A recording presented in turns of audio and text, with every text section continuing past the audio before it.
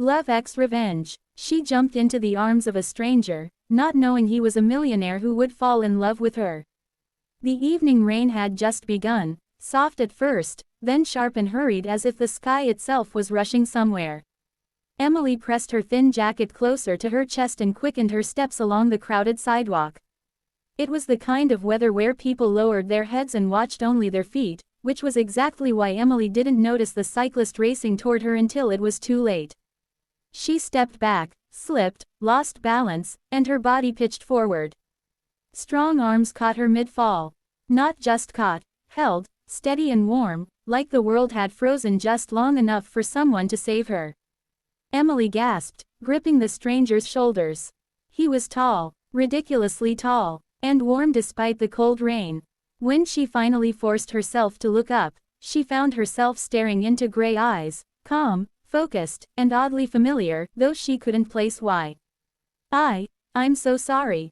She stammered. I didn't see. It's all right, he said, his voice low and oddly soothing. You're safe. Safe. The word made her heart thump harder than the fall had. Only when she stepped back did she notice the sleek black car waiting by the curb, an umbrella held by a man in a suit, the subtle but unmistakable aura of wealth. She thought he must be someone important, someone far beyond her world of budget apartments and double shifts. She didn't know his name. Didn't know that the face she'd just grabbed onto was plastered on business magazines worldwide. She didn't know she had just fallen into the arms of Adrian Blackwell, one of the youngest self-made millionaires in the country.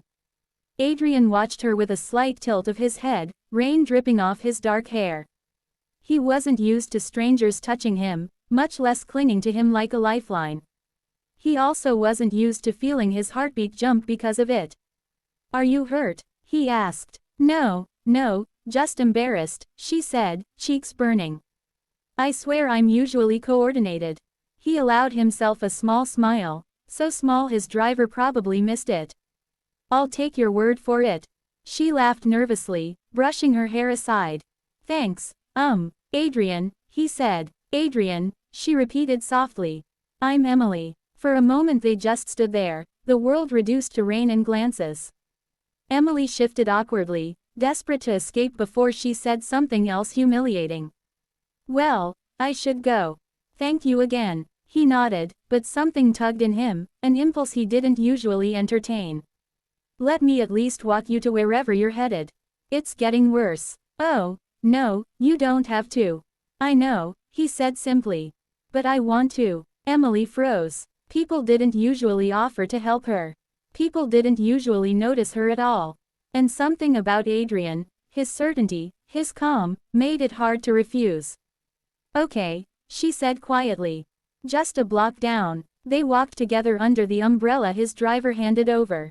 The rain softened, but the air between them felt charged. Emily tried not to stare at him, but every time he spoke, she found herself drawn in by the warmth behind his words. Adrian, for his part, was doing something he almost never did, asking questions about someone's life. She told him she worked 2 jobs, that she painted in her free time, that she preferred storms to sunshine because storms made everyone equal, no rich, no poor, just people running through rain. He listened, really listened, which shocked her. When they reached her small building, Emily hesitated. Thank you, really. You're welcome, he said softly. She lingered another second before darting inside, cheeks flushed. She didn't see him still standing there under the fading rain, watching the door she disappeared through. Adrian Blackwell didn't believe in fate. But he couldn't ignore the way something inside him shifted tonight. The next morning, Emily rushed into the cafe where she worked the morning shift. She tied her apron and dove into the chaos, steaming milk, taking orders, trying not to think about gray eyes and strong arms. But the bell above the door chimed, and her breath caught. Adrian. He stood there, entirely out of place among the chipped tables and humming machines, wearing a simple coat that somehow still looked expensive. He walked to the counter, eyes fixed on her with an unreadable expression. You, she whispered. Why are you? I wanted coffee, he said, deadpan. She raised a brow. You passed 12 cafes getting here. His lips curved slightly. And yet, this seemed like the right one. Her heart flipped. She tried to take his order without shaking. He tried not to stare at the way she bit her lip in concentration. He paid far too much, and left a tip Emily insisted on returning, but which he refused with a gentle, considerate assurance. In case you fall again. Emily nearly threw a napkin at him. He left laughing softly, a sound Emily didn't know he hadn't made in years. And then he came back the next day. And the next. Always to buy coffee. Never admitting he was there to see her smile. But the world they lived in wasn't fair, and nothing that beautiful lasts untouched. One afternoon, Emily stepped outside for her break and overheard two businessmen talking near the cafe window. She didn't care, until she heard a name. Blackwell. Emily froze. He was spotted on this street every day this week, one said. Rumor is he's seeing someone. No way. Adrian Blackwell, the man who turned down a princess. Emily felt the ground tilt beneath her. Adrian, millionaire. Her Adrian? No, not hers. Not even close. She backed into the alley wall, breath shaking. Images flashed in her head. His car, his driver, the magazines she'd glimpsed at newsstands. She'd been talking to him like he was normal. Like he was just a guy. And he'd never corrected her. Why? Her break ended early because she couldn't breathe. That evening, when Adrian arrived at the cafe again, Emily stepped outside before he could come in. We need to talk, she said. He immediately sobered. Emily, what's wrong? You're Adrian Blackwell. He stilled. You knew I didn't recognize you, she said quietly. And you chose not to tell me. I didn't want that to matter, he said. I didn't want who I am to change, whatever this is between us. Whatever this is. Her voice trembled. Adrian, your world is huge. And mine is not. Emily, he said, stepping closer, I don't care about worlds. But the world cares, she whispered. And I'm not built for that. He reached for her hand, but she stepped back. I need time, she said. He swallowed hard. Take it. His voice was rough, almost painful. But Emily, don't disappear. She almost broke then, because the way he looked at her wasn't the way millionaires looked at anyone. It was the way people look when they've been waiting their whole lives for something and finally found it. But she turned and walked inside, leaving him standing alone under the cafe lights. Days passed. Emily avoided him, avoided thinking about him, but she couldn't avoid missing him. Every time the bell chimed, she half expected him. Every time she saw gray eyes in her dreams, she woke with her heart aching. Adrian tried giving her space.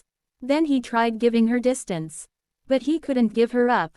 One rainy evening, just like the night they met, Emily closed the cafe and stepped outside. And froze. Because Adrian stood across the street, no umbrella this time, letting the rain soak him as if he needed it. He walked toward her slowly, the storm swirling around them. You said you needed time, he said softly. But I needed to say one thing. She swallowed hard. Adrian, I didn't fall for you because you bumped into me. His voice cracked. I fell because you looked at me like I was just a man. Not a name, not a headline, just me. And no one has done that in years. Her eyes blurred with tears. And I don't want a world where you're not in mine. Emily stepped closer without realizing it, the rain masking her tears. You should have told me, she whispered. I know, he said. I was afraid. She let out a breath that wasn't quite a laugh. You, afraid? The millionaire who owns half the skyline. Only afraid of losing you. That broke her. She threw her arms around him, without slipping this time, and he caught her just as he had the first night, holding her like she was something precious. Maybe she was. The rain fell harder, but neither noticed. Because Emily finally looked up at him and said the words she feared most. I didn't disappear. And Adrian smiled, a real, bright, unguarded smile, and kissed her forehead softly. In the city lights, in the storm, in the arms of a stranger she now knew better than herself. Emily finally let herself fall.